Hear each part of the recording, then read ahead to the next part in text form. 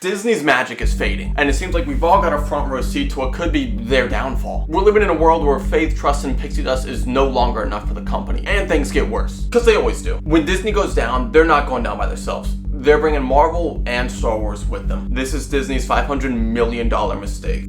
So before I get into all their abysmal box office numbers, horrendous shows on Disney Plus, and how you personally are going to be paying for this mistake with your own money in order to crack this code, this mystery, I was doing some research, and it all actually starts back at their theme park. Yes, the most magical place on earth is the start of their downfall, or so it seems. At both Disney parks, in LA and in Orlando, there are lighter crowds, at least for the July 4th holiday weekend. In fact, according to one estimate, at the Orlando park, it was the lightest turnout for the 4th of July in nearly a decade. Over the past 2 years, Magic Kingdom has been down 20% for an attendance rate. What used to be wait times in lines was around 45 minutes is now down to about 27 to 30, which seems like a great idea unless you care about profit and you're a company, which in Disney's case, they are. There's been pics taken and posted all over social media for the last few years of July timeframe where there's only 1 or 2 people found on the streets of Disneyland, the Magical Kingdom, the House of Mouse. How's that even possible? From what used to be crowded streets everywhere and wait times for everything is now shrinking and going down. But why is that? Is Universal still going well? Yeah, it is. So what's the big problem here? What's the difference? And it all ties back into money at the end, which I'll tie into at the end of this video. So for the theme park alone, we got to talk about the financial situation and how much it actually costs per family to go to this event, this magical kingdom on earth. While doing research on this topic to try and find exact price ranges, there was a couple numbers, and it looks like the average 4-day family vacation of a family of 4 or 5 cost around $2,000 at least. This is just to go to the park alone, which is absolutely nuts for a 4-day weekend. That does not include all the souvenirs you're going to be getting everyone, your hotel, your plane fares, and everything else like that. Now you can still get deals. Everything is just more expensive and people just can't seem to afford it. Well, there's a question to be asked. Is Disney pricing itself out of the market? So why is Disney hiring their price what seems to be the worst economy we've seen in forever, where people can barely afford milk, water,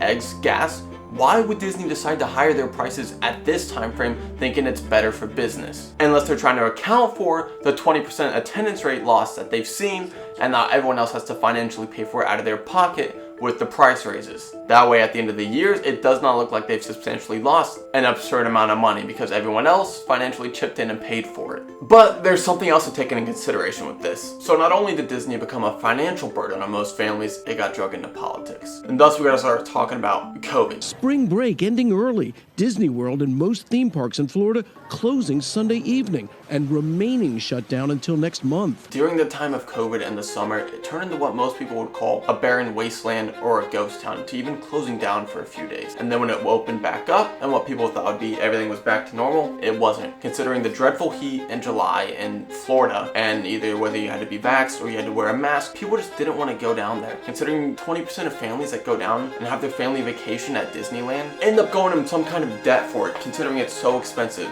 And now with the price hike, and then if you have to wear a mask in the Florida heat, and if you had to be vaxxed for certain rides or going to certain stores, it just wasn't worth it for some families, so a lot of them just ended up sitting out of that situation. And things didn't get better from there. Considering the whole stigma around them and the whole beef with Florida's Governor Ron DeSantis, considering claiming them as whether it's child grooming or favoring LGBTQ or anything like that. They say that all press is good press, but this is the kind of press you don't want as a company. Stuff dealing with children and stuff like that is not okay. Whether you agree with what they were doing or don't agree, whether you're leftist or right, it doesn't matter. It just built this stigma around it and people just didn't want to go. Why would they go when they had other options such as Universal Studios? So at this point, families just kind of took a back seat to Disney. It didn't matter, and they missed it for a year or two or a family vacation, and they realized they really don't need to go in debt to go there. And they figured they already have Disney Plus and the movies that they could rely on until they saw what the summer box office brought them, which brings us into their streaming services and their horrendous box office revenue that they've made. You ready for an adventure? So now we gotta get into the recent box office flops. In the year of 2022 and 2023, Disney's lineup of movies seemed spectacular. Just amazing content that they've always been pushing out, from hits such as Buzz Lightyear to The Little Mermaid to Strange World. Just surrounded, it looked like it was just going to be a home run for Disney until these movies actually hit the box office. And some of them even earlier, such as the trailers for The Little Mermaid. Once people found out that The Little Mermaid was no longer her original color for the folktale and the lore of being a white with a red head, and she was now cast as a black female, some people were just turned off by it. Whether you were or weren't, that's up to you. But it just seemed like stuff kept adding on to Disney's plate. We had the up prices for Disneyland. We had the stigma around the child grooming and the LGBTQ, and COVID around Disneyland itself. Now we have this break. We can finally go home and watch a movie. But then they dropped the trailer and we were all just kind of, it's not what we were expecting. So then we gave them a little bit, and then they have another movie come out called Strange World, which is, I think up to date, is Disney's biggest flop yet. All of this tallying up to over $500 million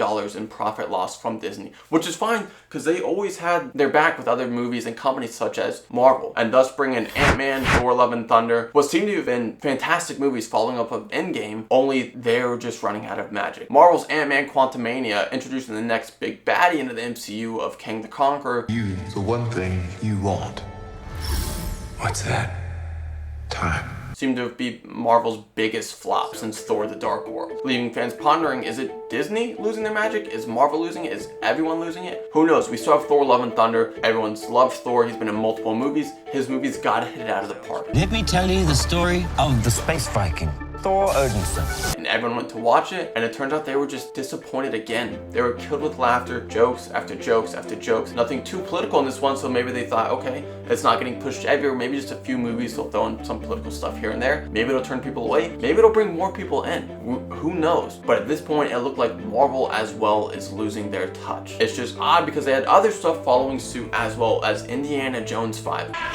Dr. Jones. What should have been an easy billion-dollar movie for them turned out to be their next flop in line of movies. Now, what made this movie flop? Some say poor writing, some say it could be the forced entry of what seemed to be a female lead into the next series of the movie. What once was a beloved character is now just an old drunk who can barely function as a human being and is getting bossed around by a step-daughter-in-law who we've never seen before in the history of Indiana Jones. Whether that turned people off, whether it was the horrendous script writing that people have claimed, I'll leave that for you to decide. But then we thought, well, at least we still have streaming, right? Everything could be fine with that. There's nothing that's gonna get pushed. And then we get a favorite show of everybody called She-Hulk. I'm not proud of this. Man, boy, did this pretty much just put the nail in the coffin for Marvel, it seemed like. From She-Hulk twerking to what could have been a fantastic show, she ended up just throwing it back with Megan Thee Stallion on end credits. And the story for She-Hulk, this is pretty much what they did. They took everything beloved about the character and how she could tie in the MCU with her honestly fantastic lore of the law and her dealing with all that stuff, and they threw it to the side. They went and picked a random group of people and just told them, we hope you know nothing about She-Hulk, write us a show and just sprinkle it over with feminism. Whether you like that or not, that's how it was made, pretty much. And in every episode you watch, you could feel that little bit just sprinkled in there. And if you're a fan, you're just trying to watch She-Hulk, enjoy the character, enjoy Hulk, who people don't like how they treated Hulk in that show. There's no reason she should have been able to hold a 1v1 with Hulk, I'm just saying, in the first episode. Then you're kind of just turned away at this point. And you're just watching the show like, this is clearly not made for me. And that's fine if it's not made for you. Every show is not going to be made for you. But the people you're making the show for aren't watching your content. And you can see that from streaming numbers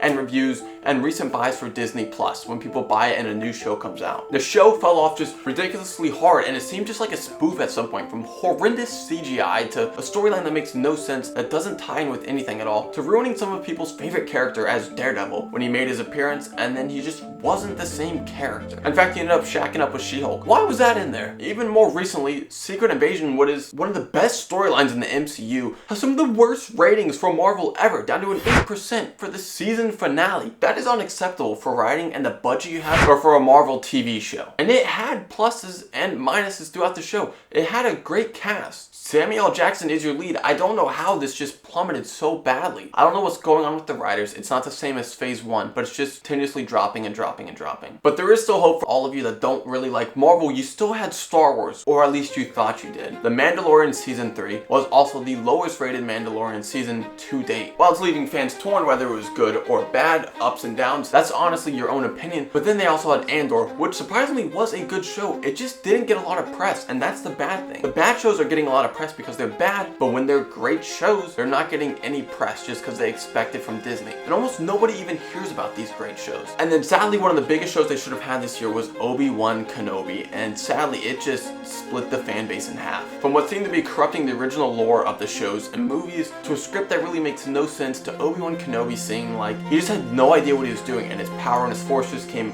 whenever he wanted it and when it was convenient for the script, leaving an overall review for the show pretty subpar. But it gets worse, as usual. So not only are the recent shows pretty abysmal or great depending on your opinion, as Disney Plus is upping their price coming October. I'm gonna read you a couple numbers for you. So the original Disney Plus, with no ads, is jumping 27%, whether you want it or not. It's going from $10 a month to now $15 a month. And if you're one of those people you just weren't enjoying the shows, you're just gonna either not pay for it and get off Disney Plus, or you're gonna be pretty upset at Disney and expect a lot from them, and their recent track record isn't showing much. So the point of all this is what now? We have all these pieces, the most magical place on earth looking like a ghost town, Disney being political and beefing with the mayor of Florida and grooming, and COVID throwing itself in the ring with this. And then you have the box office flops and what seems to be the abysmal TV shows of Disney Plus. And now all this on top, they're upping the prices on all of it. So how does this all tie into Disney's downfall? Is it all political and everything jumping in is ruining Disney? Well, maybe. Or does it just go back to what Disney used to be and what made them what they were and the big giant that they were? And that's their content. That's their movies,